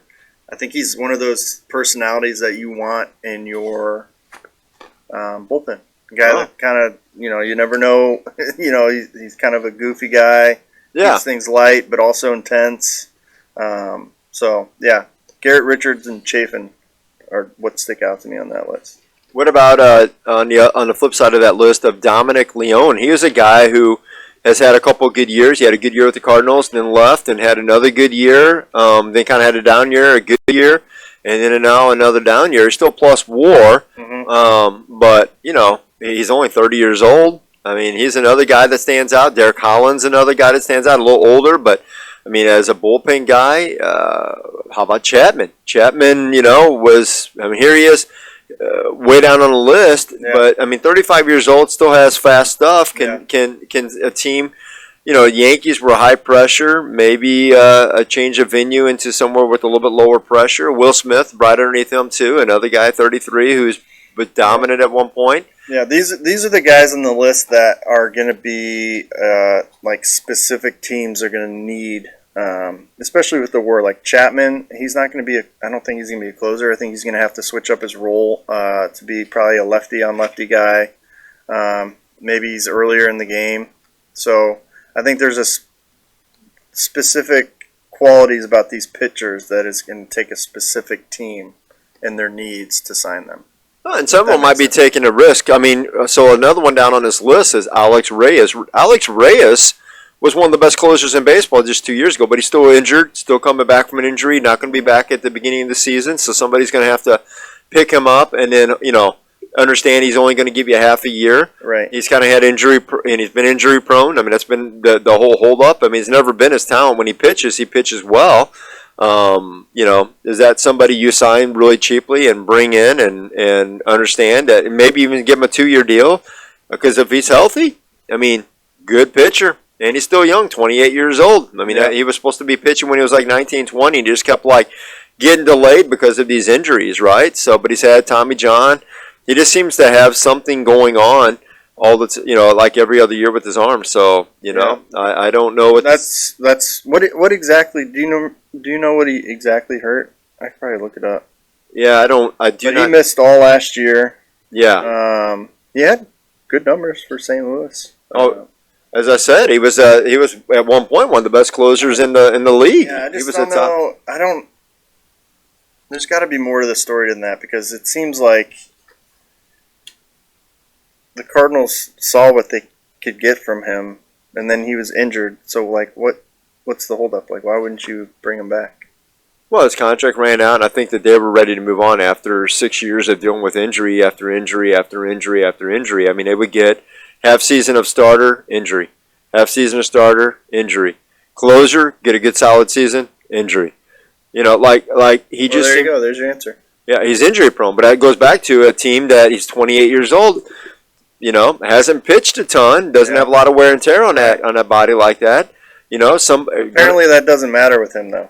Yeah, well, he just gets hurt anyways. Yeah, and then you got Comey who's on there as well, Chalkin, and here's an interesting one that's towards the bottom of it, but Zach Britton. Yep. I mean, Zach was a really good pitcher at one point. Greg Holland right behind him.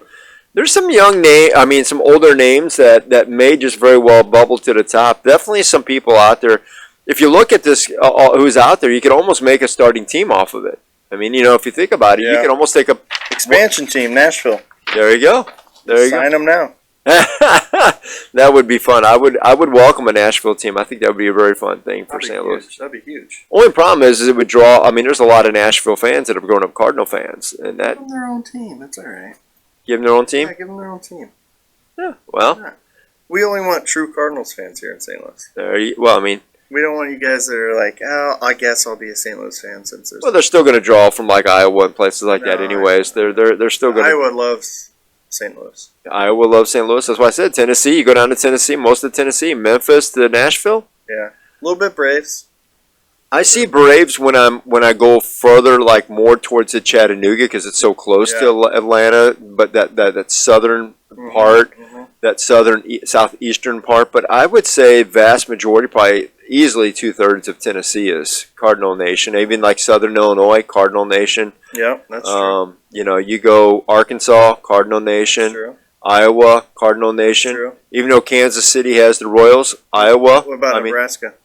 Nebraska, and I was going to say Kansas. Both of those really kind of draw to St. Louis. I mean, you get a little bit of Kansas City in there too, because the Royals had a few good years. Mm-hmm. They've started to build some tradition with Brett. Who am I thinking of? Who was their big player in the '80s? Brett. I know. I'm Brett. I can't remember his last name. That's what I said. Car incident. Yeah. Can you picture his last name on his powder blue? I keep wanting to say Saberhagen, but I know that's not it. Brett Saberhagen. No. No. I should know this. I'm not going to tell you. It'll hit me later. I'll be like, because I see his face, I can see his number, I just can't think of him. Anyways. Well, Brett. We'll just stick with Brett. With Brett? What was your story about Brett? Well, I was just gonna say. I mean, the Royals started building some tradition. They finally got went to the '85 World Series with him. Go back to the World Series and win not too long ago with Moustakas, who we were just talking about, and Hosmer. So they're starting to build. Part of fans wanting to support a team is to have that history, right? They identify with that history, the longevity of a team.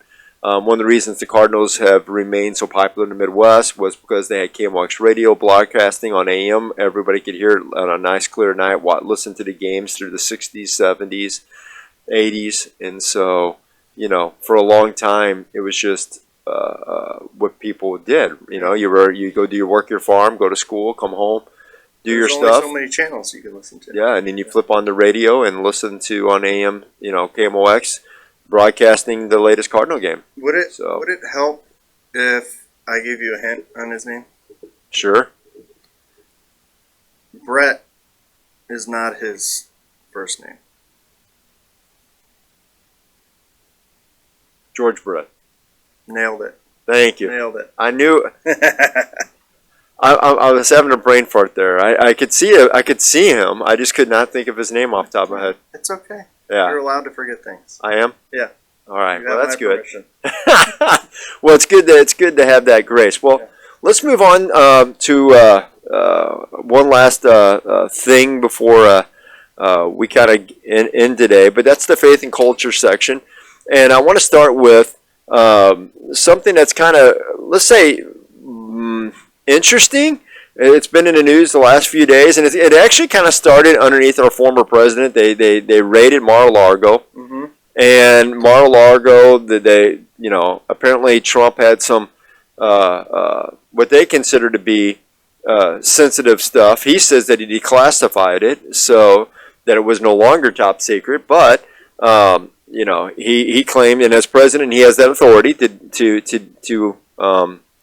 declassify it, right? So it wasn't classified, and I'm sure it was probably some letters between him and Kim Jong-un or something, something like that. But anyways, it was in a secure closet, right? So it wasn't like it was floating out in the middle of nowhere. This was in a very secure, locked closet that had met certain specifications that they still just didn't want. I guess. They also kept logs Yep. of who entered the premises. Yep.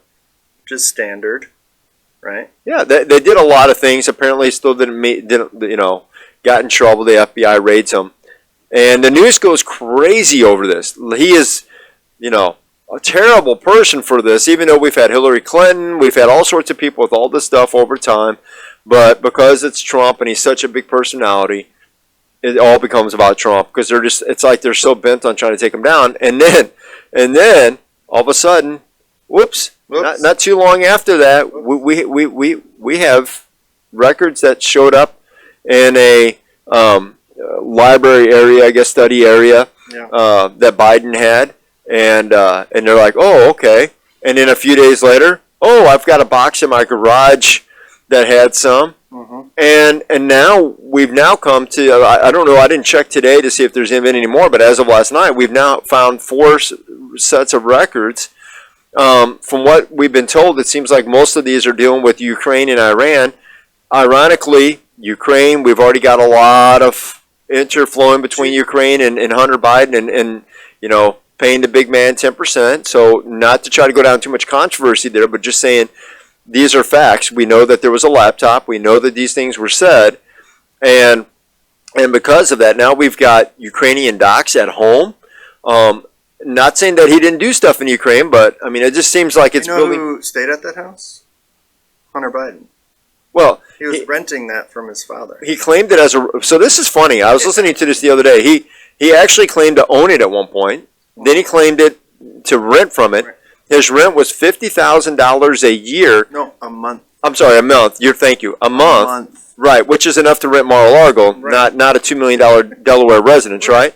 And on top of that. His dad, if I remember right, if I heard this right, his dad only claimed $19,000 for the year in rent. Yeah, that's about right. So we've got some messed up numbers here too. So what I'm just going to say is this is a weird story, and it just seems like we're 2 years into this presidency. All the things that they kind of were going after Trump. Not that I'm the biggest Trump fan. Okay, let me just put that out there. If Trump doesn't run this next election cycle, I'm happy. Okay, as a conservative, which I am, I'm not looking for Trump to honestly run. I wish he would just be a rah-rah guy for the conservative movement. But as president, okay, he went through 4 years of one controversy after another. One of them dealing with Ukraine, right, and possibly, quid pro quo, which is what they took him to impeach him for, right? And now we've got laptops with emails. We've got salaries. We've got weird rent between daddy and father. We've got classified documents that seem to pop up everywhere. Mm-hmm. This is a very odd. I go back and say it's almost like they're trying to get him out, right? Like somebody's like, okay, we're done with you now. But if not him, who? Oh, Pete Buttigieg? I don't think they care.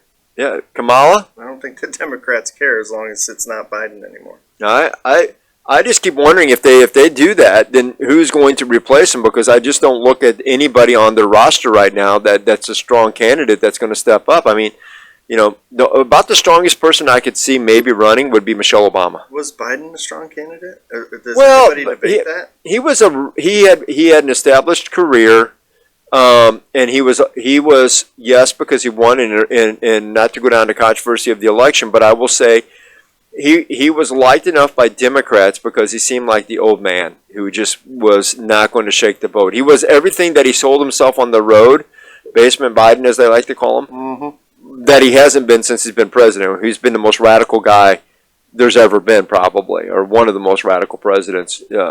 But that's not how he sold himself. He sold himself as the calm and collective old man who would bring back normal and wouldn't start wars with Russia. Well, it just seemed like he was going to, like I'll do some socialist agendas, but it won't be too crazy.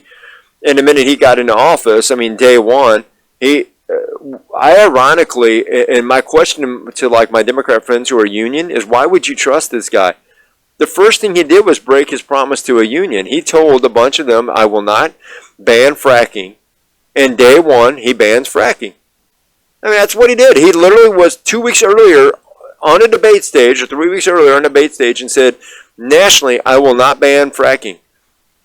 He's a liar. And that set the tone for me from day one. Like, I was not trying to not like Biden. I mean, I was disappointed Trump didn't win. Mm-hmm. But I'm not, I try not to get overly worked up over presidents. They're presidents. Any politician that runs is typically a moron anyways. So I just try to pick the one that supports my causes more. But that being said, I don't like people who lie that blatantly. And it just seemed like that has been one thing after another.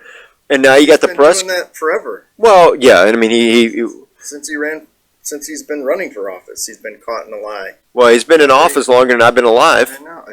So I'm a big fan of term limits. I am. I've had friends say no.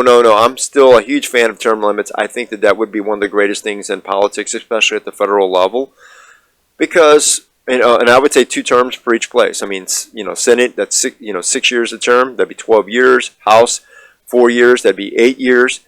And president's 8 years. What are you going to accomplish for this country that you can't do in over 30 years of service? Well, plus whatever you did at your state level beforehand. I think, first of all, before they do any of that stuff, they need to do something that incentivizes the capable public to want to get into office. Yeah, what is a successful business? What's his motivation to get in office if he's a successful businessman? Well, he's given up salary, he's given up all these things in his own personal life. I don't know if they're giving up salary anymore. Find me a poor congressperson. Well, okay, yeah, but I mean that's his life. So to draw him away from that. Well, that goes back to with term limits. It used to be public service, but because we've taken and made it a career job, it used to be much limited. They used not to meet that much because they weren't trying to cram all these social agendas and different policies down people's throats. I go back and say I'm much more pushing things back to the state level, take away a lot of the federal authority. I don't think our Congress needs to be doing half the things it's doing and deciding a fraction of the things that it's deciding. Push things down to the state level, let the states make their decisions. If they want to be wildly crazy, liberal, then, they can do that, and people can move within the country to a place that meets their standard, just like you saw with the COVID stuff. I mean, even now, my problem with the federal is what happens is all these bad policies keep getting bailed out, California, New York, when they continue down these trails, then because we give the federal government so much power, they just go in and, through some sweeping act. I mean, we're still 3 years removed from COVID, and they just extended the COVID protocol, emergency. We're not an emergency of COVID. We never were. Yeah, well, but It literally never met the pandemic threshold. well, that's true. But that being said, I mean, the first 15 to 30 days, we were trying to figure things out. My point, though, Scott, is 3 years later, what area of life do we need to do that? The only reason they're continuing to do that has nothing to do with the actual COVID. Oh, well, It has to do with power. right. They don't want to give up the power. Because they got emergency authorization, they can force things down, certain things down, and it gives them extra criteria that they can do to push things on people. That's silly. And I go back and say that's why we need to pull back the reins of the federal government. But kind of going back to the story of Biden, my question is, how many more dumps do you think they'll find? How many more sets of documents? Do you think we found them all, or do you think they're going to keep finding them? I think they're going to let this play out and see how bad. This is what I think. I just started hearing stories yesterday about how the Democrats are saying that it feels like they were planted. The documents were planted. So I think, and they like to blame other people, right? Oh yeah. Democrats say, we're not doing this. Look at the Republicans are doing, and the Democrats been doing it all along. And I'm not saying the Republicans are. No. Both parties do shady stuff all the time, but you start to hear that narrative from the Democrats. It makes me think, well, actually, if there was a plan, it probably came from you guys, and you want somebody else. Well, I think what you just said is that once they start a plant, that we now know that mainstream media. The reason why podcasts are successful is that the mainstream media has given up their standard. When they give up the standard of trying to be impartially truth, right? Then the people stop trusting them. It reminds me of, I watched a video recently, great movie. Michael Mann is the director, called The Insider. It's an older movie based on the cigarette scandal. It has lots of big name actors. Russell Crowe's in it. Okay, he plays the scientist for the cigarette companies, that is the whistleblower for 60 Minutes. Mm-hmm. Has Al Pacino's in it. He plays, and his part, what my point was, is towards the end of that movie, there's a part where they're not going to air the full interview because they are afraid of a lawsuit because the cigarette companies have now threatened them because they have ownership and all these different things. And it all gets worked out. He basically forces the hand, gets the interview out, does all that it needs to do. And at the end of the show, he looks at Michael Wallace, who was the guy who he set up all the interviews and did everything for. And Michael's like, so we're ready to do the next one. He goes, no, I just resigned. Michael's like, what? He goes, how can anybody ever trust me again after what just happened? There was as long as my word was gold and I promised a source that we could do something, but the minute you broke it, all it took to be broken is once. And it seems like the mainstream media has lost that message. It's not just been broken once or twice, but when you watch any of these CNN, MSNBCs, they're so slanted to political ways that trying to put impartial truth in there, they've lost their trust in most Americans. That doesn't mean they're the people that don't support them. Okay, you're always going to get the people that love you the most, right? I mean, it's kind of like your family. Your family love you so much, they're always going to support you. But it's the other people that you got to win trust about, and that's what they've not done. They no longer have that trust. That's why their ratings. That's why somebody will listen to a Joe Rogan to get trust, because it's not that he's even the best news person, but we go to him to listen to some news. Why do we go to somebody like that for listening to news? Because even though he has a slant and a belief system, he has impartial interviews where he allows it to be played out. He doesn't try to do 10-second sound clips. He tries to flesh out the conversation, and he's okay at the end of the conversation. If somebody walks away and they can shake hands and still be civil people with just differing opinions on the thing, he doesn't feel like he's got to cram down his view of XYZ on that person. Right. He feels like, hey, I've rationally explained it out to that person, and that person now has had an Well, opportunity. it's a civil debate. It's civil discourse, right? And that's what used to be popular in this country, right? Civil discourse. Yeah, our country was built on it. You go back and read a lot of our founders. That was a big chunk of what they believed in this country. Read several of the quotes through the founding, through even like World War I and World War II. There was a lot of people who were strongly believed in that. So Yeah. hopefully our country can get back to something like that, where we can have civil discourse. Because I have a lot of friends that I disagree with on the political side. It seems like, more and more on the left, if I don't agree with them, they just don't want to even be your friend anymore, which I find very odd. I have people that I've prayed for and lived life with for 5, 6, 7 years. They know I'm a good guy. They know I would shovel their driveway. I would take care of their kids. I'm not here to preach to them, just no more than anybody else. But because, let's say, I don't come out and my most recent one is I didn't come out and say that I don't like Elon Musk. I was asked, what do I think about Elon Musk? And I said, no, I think there's some good things about him. There's some things I don't appreciate about him, but, and they're like, well, if you're supporting him, then, you're a racist and we can't have a conversation. I'm like, what? I mean, I've been praying and knowing you and talked to you almost every day for the last 6 years, and that's Right. all of a sudden. Why are they asking you now? Why didn't they ask? They didn't have an opinion on him 5 years ago? Well, and why would you break up a friendship and a relationship over something so petty that you barely even talk about or affects your daily life anyways? I mean, I doubt he was even on Twitter that much. So why? He doesn't drive a Tesla. I know what he drives. He drives a Nissan Armada. He drives a newer version than I have for my family car, and he only has one. So I just. Well, you have to remember, if God is not God. Yeah. If anything, if you don't believe in God and anything, whatever is less than who God is, that's who people make their God. And so if their God is being equal, having equality and all that, that becomes their God. And when you threaten their God or their way of thinking, they don't. Why would they want? Well, but even like this guy claimed to be a believer, even so. I would say now I could tell over our conversations for a while that he wasn't being discipled. I kept trying to encourage him to read some books that dealt with kind of growing and stuff like that. Like he would go to church on Sunday, probably your typical Sunday filler. Show up on Sunday, not really involved in church a whole lot. Thinks he does a good job because he does some good social work on the side, but not really growing.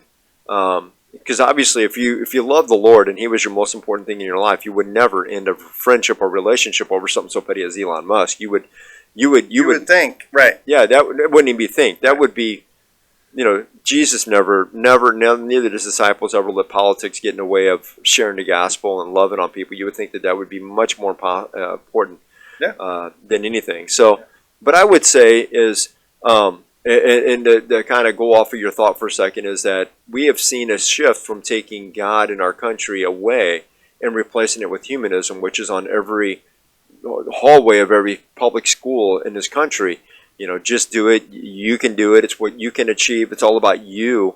And so I had this conversation about a year ago with somebody who said, you don't think that the Bible should be taught in public school? And I said, actually, I think it should. I think basics should be taught. I don't think they should preach in public school, but I think there's some good biblical teachings that, like the Ten Commandments. Ten Commandments seem like they're pretty applicable to everybody. Mm-hmm. There's some certain things that God foundationally gave us that I think, regardless of where your thought process is with Him or whether you are a believer in the Lord Jesus Christ, I think that the paradigm that He left, the filter through which these verses give us are good verses, and I think those should be taught. In fact, they were taught for many, many, many years until we kind of started having teachers' unions and took over the public school system in the past 40, 50 years. Prior to that, most of this would have been taught, and I think that's why I've seen a shift in ideology in our country and a shift in morals and values in our country. Find somebody who understands just the Ten Commandments. Thou shalt not steal. Well, today's world says, well, that's not a big deal because if you steal for the right reasons, okay, thou shalt not covet. Well, but what about if you deserve more because you grew up oppressed? Oh yeah, right. I'm so following. you just kind of track down these 10 Commandments, but if we apply them, then applied creates for a very civil society. That's why the most prosperous, the most peaceful societies have always been built around them. You look at the Jewish foundation, you look at Judeo-Christian foundations, and usually it's when they get split off and power gets involved and politics start to get involved more, that we see a perversion. Yeah, the institutions of the churches. Everything. Yeah. Well, man does. I mean, man is makes institutions. Yeah, well, and man is sinful. And as you said over the last broadcast, when we were talking, that, man broke it all, and that's God's plan, is to redeem it all. Yeah. Oh, yeah.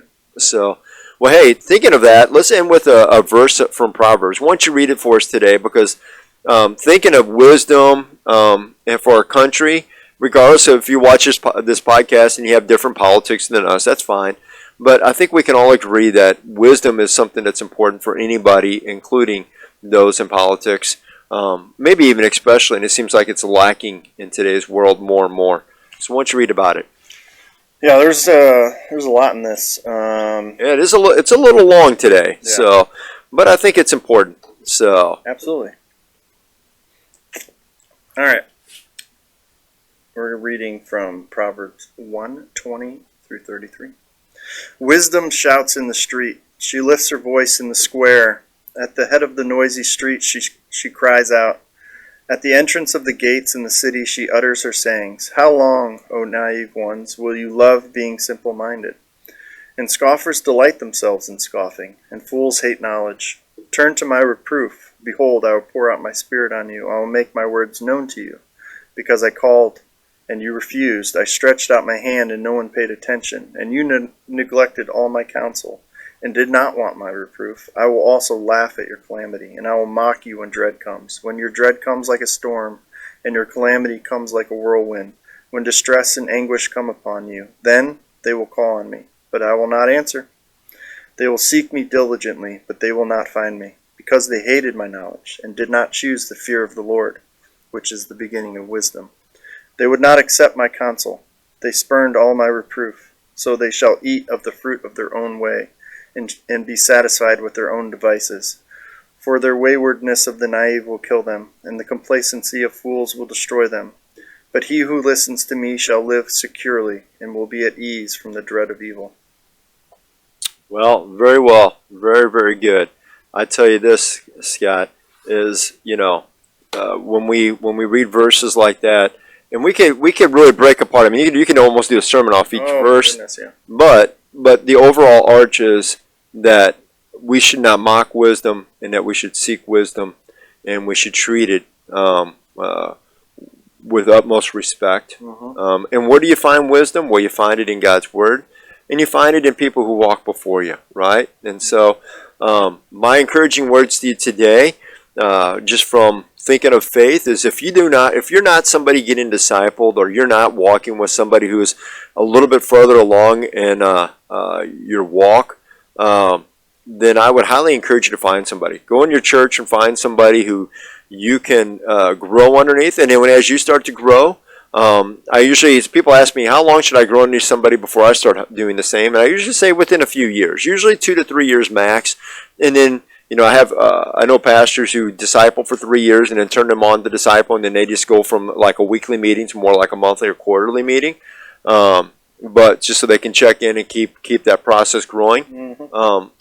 Whatever that is, what I would encourage you to do is to seek somebody out, get those in. We're going to have here shortly in the next few weeks somebody who's played part of that in my life. So we're going to have some special guests coming up. I think you're going to enjoy some of these interviews that we're lining up. I think you're going to really, really enjoy what we've got coming down the pipeline. In the meantime, we want to thank you for checking in today. We want to thank Andy for his part today of helping us sort through the NFL playoffs. Thank you, Scott, for all your wisdom here with the baseball and your godly wisdom and friendship. And then for you guys, as you guys continue to support us, make sure you're letting your friends know. Please subscribe, save, download. The more you do that, the better you help us out. And with that, we want to thank you for just a great time together once again today on Triple Play. So with that, Scotty, let's cut it out. Let's cut it out. Yeah. If you feel like God's trying to get your attention, he probably is. That's right.